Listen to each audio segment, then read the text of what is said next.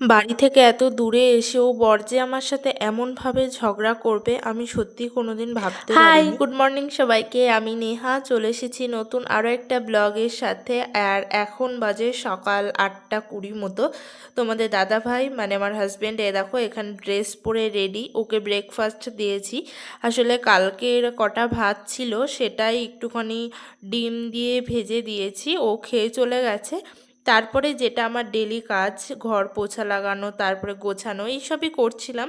আর এইদিকে দেখো চলে এসেছে আমার পরী। আচ্ছা, একজন বোন কমেন্ট করেছিলে যে এটা কি তোমার মেয়ে, দিদিভাই রিপ্লাই দিবা। তো আমি তাকে রিপ্লাই দিয়েছি, কিন্তু ভাবলাম এই ব্লগে বলে দেওয়া যাক, কারণ তোমরা অনেকেই ভাবো এটা হয়তো আমার মেয়ে।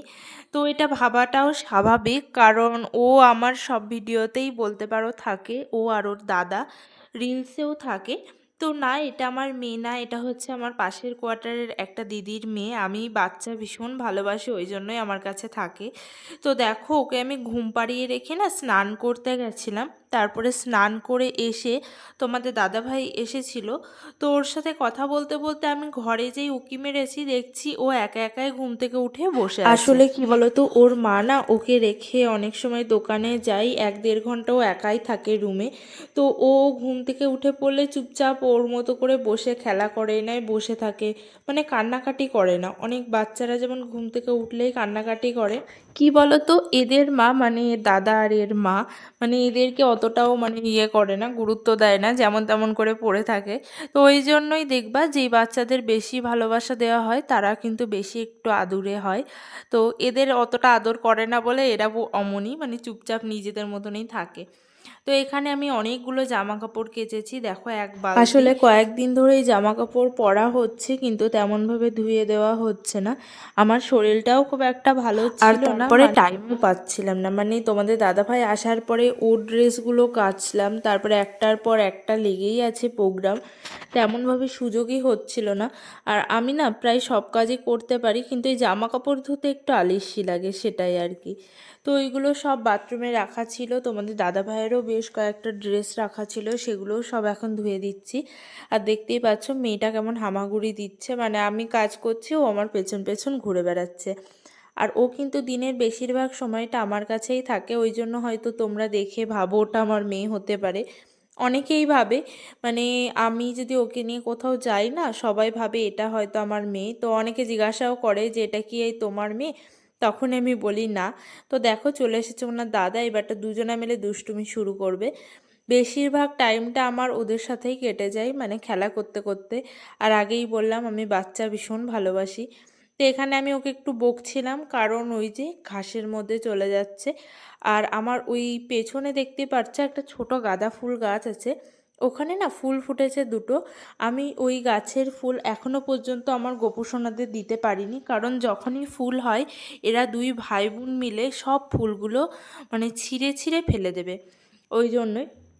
তারপরে দেখো চলে এসেছি রান্না করতে, আর আজকে করব মাছের মাথা দিয়ে লাউ। এই দেখো এই লিপস্টিকটা না আমি সেদিনকে, দাঁড়াও বাইরে খেলে বুঝতে পারবা, এই লিপস্টিকটা আমি সেদিনকে এনেছিলাম ক্যান্টিনে গিয়ে।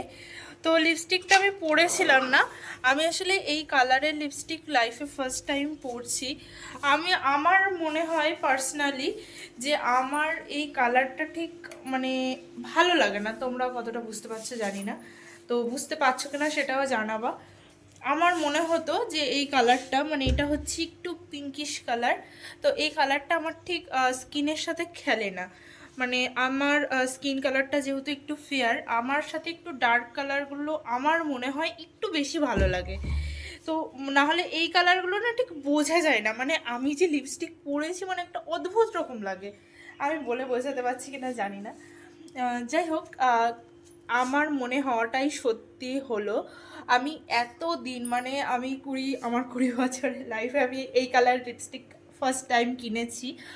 আসলে আমি ক্যান্টিনে গিয়ে ভাবলাম একবার চলো ট্রাই করা যাক। তো ভেবেছিলাম হয়তো ভালো লাগতেও পারে, কিন্তু এখন মনে হচ্ছে আমার যেন ভালো লাগছে না দেখতে। তাও আমি ভাবলাম হয়তো সাজলে ভালো লাগতে পারে, তার জন্য কাজল টিপ এগুলো পরলাম। তারপরেও আমার মনে হচ্ছে এই কালারটা আমাকে ঠিক স্যুট করছে না। মানে ঠিক দেখো একটা লাল কালারের লিপস্টিক পরলে মুখে আলাদা, মানে মুখটার মধ্যে আলাদা একটা গ্লো যেমন আসে, এই কালারটা ঠিক তেমন হয় না, মানে ভালো করে খেলে না কালারটা, এটাই হচ্ছে ব্যাপার। তো আমি দেখি এখন এটা পরেই থাকবো, তোমাদের দাদাভাই আসুক, ওর কাছে জিজ্ঞাসা করব যে ভালো লাগছে কিনা, আর যদি ভালো না লাগে তাহলে জানি না কি করব। আসলে এখানে না এই কালারটা আমি অনেকে দেখেছি পরতে, মানে অনেকেই পরে, দেখি এখন ও আসুক, ওর কাছে জিজ্ঞাসা করতে হবে। আর তোমাদের কি মনে হচ্ছে তাও কমেন্ট করে জানাবো। আমি জানি না এটা আমার ভুল ধারণা কিনা, কিন্তু আমার মনে হয় আমার না হালকা কালারটা আমার স্কিনের সাথে ঠিক খেলে না। আসলে আমি তো একটু মানে আমার স্কিনটা হচ্ছে একটু ফেয়ার স্কিন, মানে একটু ফর্সা, তো ওই জন্য না যে কোনো ডার্ক কালার হলে খুব একটা মানে সুন্দর লাগে মুখটা, আমার মনে হয় এটা, মানে ওটা খেলে আমার স্কিনের সাথে। কিন্তু এই হালকা কালারগুলো একদমই যেন আমার মুখের সাথে মিলিয়ে যায়, ওই জন্য আমি না খুব একটা হালকা কালারের লিপস্টিক, নেল পলিশ এগুলো পরি না। কিন্তু এটা আসলে নিয়ে এসেছি, সব কিছুই আগেও বলেছি একবার করে ট্রাই করে রাখা ভালো। তো এখানে দেখো আজকে করেছি লাউ দিয়ে মটরের ডাল, আর মাছের কালিয়া, আর মাছের মাথা দিয়ে লাউ ঘন্ট। তো এইগুলো এখন তোমাদের দাদাভাই এসছে, ভাত বাড়ছি, ওকে দিয়ে দিয়েছি। ওই যে ও ওইদিকে হাত পা ধুচ্ছে, তারপরে ভাতগুলো ও নিয়ে যাচ্ছে, আমি এদিকে তরকারিগুলো নিয়ে যাব। তো তারপরে খাওয়া দাওয়া করে এবারটা আমার বর বলবে, তুমি এবারটা বলো আমাকে এই লিপস্টিকটা পরে কেমন লাগছে। ভালো লাগছে বলো। আমার মনে হচ্ছে লিপস্টিকটা পরে আমার স্কিনের সাথে যেন মিশে গেছে, এমন একটা লাগছে একটু। তখন তুমি কি বলছিলে, তখন তোমাদের দাদা ভাই বলছে এর থেকেও হালকা কালার নাকি আমার বেশি ভালো লাগবে, মানে ডার্ক কালারের থেকে আমার নাকি হালকা কালারটা দেখতে বেশি ভালো লাগে স্কিনে। কি রোদ এখন এখন বাজে কটা বাজে, এখন 4:20 বাজে, এখন আমরা খাওয়া দাওয়া করে উঠলাম, জামা কাপড়গুলো তোলো, কি লোক চলে যাচ্ছে, যা জামা কাপড় তোলো, এইগুলো সব রোদে পুড়ে যাচ্ছে। এই যে কি জানি এগুলো কি, জামা কাপড়গুলো আমি শুকিয়ে দিয়েছি অনেকক্ষণ আগে, কিন্তু এত রোদ এখন। ওখানে দেখো একটা ক্লিপ লাগানো আছে, আর এই যে এখনও সব কিছু ঠিকই ছিল আমাদের মধ্যে, কিন্তু তারপরে রাতের দিকে আমাদের ভীষণ ঝগড়া হয়েছে। আসলে আমরা কিন্তু মানে যারা বাড়ি থেকে দূরে বরের সাথে আছি, তারা কিন্তু পুরোপুরি এই হাজবেন্ডের ভরসায় এত দূরে এসেছি। যেমন আমি দেখো, আমরা প্রায় 8 মাস হয়ে গেল বাড়ি যাইনি, আমি কিন্তু এখানে ওর ভরসায় আছি, না হলে এত দূরে বাড়ি থেকে আমি কিন্তু কোনো দিনও আসিনি। মানে আমার জীবনে প্রথমবার আমি মনে হয় বাড়ি থেকে এত দূরে এসেছি, তাও আবার এত দিন আছি। মানে আমি খুব বেশি না হলে আমাদের বাড়ি তো তোমাদের আগেও বলেছি নদিয়া জেলায়, ওখান থেকে হয়তো কলকাতা পর্যন্ত গেছি, কিন্তু তারপর কলকাতার বাইরে আমি কোনোদিনও যাইনি। তো এই লাইফে প্রথমবার এত দূরে এসে এতদিন ধরে আছি শুধুমাত্র আমার বরের ভরসায়, কিন্তু তারপরেও ওর সাথে আমার এমন ঝগড়া হয়ে যাবে আমি সত্যিই বুঝতে পারিনি। আর ও কিন্তু আমাকে নিয়ে যখন এখানে এসেছিল তখন বলেছিল যে তোমার সাথে আমি ঝগড়া করব না, কিন্তু তাও আমাদের কেন ঝগড়া হলো সেটা সব কিছুই দেখতে পারবা এরপরে, মানে তোমাদের সঙ্গে শেয়ার করব রাতের দিকে আমাদের কি নিয়ে ঝগড়া হয়েছে। তার আগে দেখো এখানে এই যে মেয়েটাকে আবার নিয়ে এসেছি বিকেলবেলা, আর চুল বাঁধতে গেলে ওর সাথে আমার একটা যুদ্ধ হয়ে যায়, দেখতেই পাচ্ছ একদিকে ঝুঁটি বেঁধেছে আরেকদিকে ঝুঁটি বাঁধতে দিচ্ছে না। তো এখন মেরে ধরে মানে কামড়া কামড়ি করে এই যে ঝুঁটি, ও যদি একটা মানে জেদি বাচ্চা হয় আমি তার ওপর দিয়ে ছ্যাঁচটা, মানে ওর চুল আমি বেঁধেই ছাড়বো এমন একটা ব্যাপার। আমার খুব ভালো লাগে দু সাইডে এমন ঝুঁটি বাঁধা বাচ্চাদের দেখতে, কিন্তু ও জানি না কেন একদমই মানে চুল বাঁধতেই চায় না। এটা মনে হয় সব বাচ্চাদেরই প্রবলেম, মানে ওরা ভাবে মনে হয় খুব খারাপ কিছু করছে, কিন্তু ওদের যে কিউট লাগবে সেটা ওরা বুঝতে পারে না। তো এই যে এখানে মেরে ধরে কামড়ে কুমড়ে ওই যে দু সাইডে ঝুঁটি বেঁধে দিয়েছি, এখন একটুখানি বাইরে যাব নিয়ে ভাবছি। তো ওকে না আগে ওর মার কাছে একটু দিয়ে আসলাম, আমারও কিছু কাজ ছিল, সেই সব কাজ করে আমি আজকে এই যে ফ্রকটা পরেছি। আসলে আমার খুব ইচ্ছা হচ্ছিল, ও যেহেতু ফ্রক পরেছে ওর সাথে আমারও ফ্রক পরতে। তো এটা আমাদের কোয়ার্টারের সামনে, আমি ওকে নিয়ে একটু হাঁটাচ্ছিলাম, আগে কিন্তু বেশ হাঁটছিল, কিন্তু যেই দেখলো আমি ভিডিও অন করেছি তখন আর হাঁটছে না।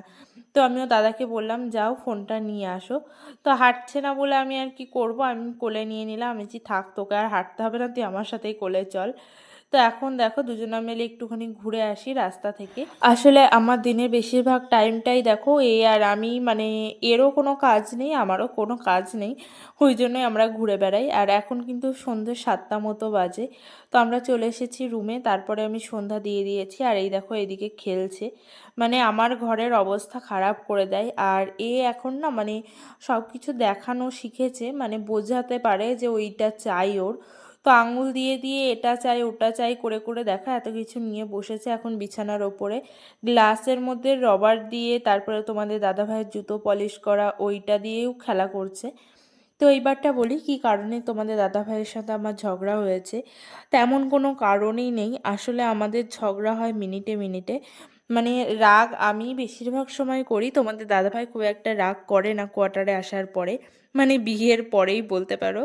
আমাদের তেমন একটা কোনো দিনই ঝগড়া হয়নি বিয়ের পর থেকে। ও আমাকে বলে যে তোমার মা বাবা আমার ভরসায় তোমাকে এত দূরে পাঠিয়েছে, তাই জন্য আমি তোমার সাথে কি ঝগড়া করব না। কিন্তু সেই দিনকে আসলে আমি একটু রেগে গেছিলাম, ওকে একটু বকেছি। তো ও রাগ করেছিল করে, অন্য সবাই রাগ করলে কি করে ঝগড়া হয়, আর আমার বর রাগ করলে আমার কাজেই হেল্প করে। মানে দেখো এখন বকেছি বলে অন্য রুমে গিয়ে আমার জামা কাপড়গুলো গুছিয়ে তারপরে কিন্তু আবার আমার জন্য রান্নাও করেছে, ভাত আলু ভাজা ডিম ভাজা, তারপরে আমাকে জোর করে খাইয়ে দিয়েছে। তো এটাই হচ্ছে আমার পাগল বর, মানে বউয়ের ওপরে রাগ করে বউয়েরই জামা কাপড় গুছিয়ে দিচ্ছে। যাই হোক আজকের এই ভিডিওটাও এটুকুই। যদি কিছু ভালো লেগে থাকে চ্যানেলটা সাবস্ক্রাইব করে দেবে, একটা লাইক করে দেবে আর একটা কমেন্ট করে দেবে। দেখা হবে আবার কালকে। টাটা সবাইকে।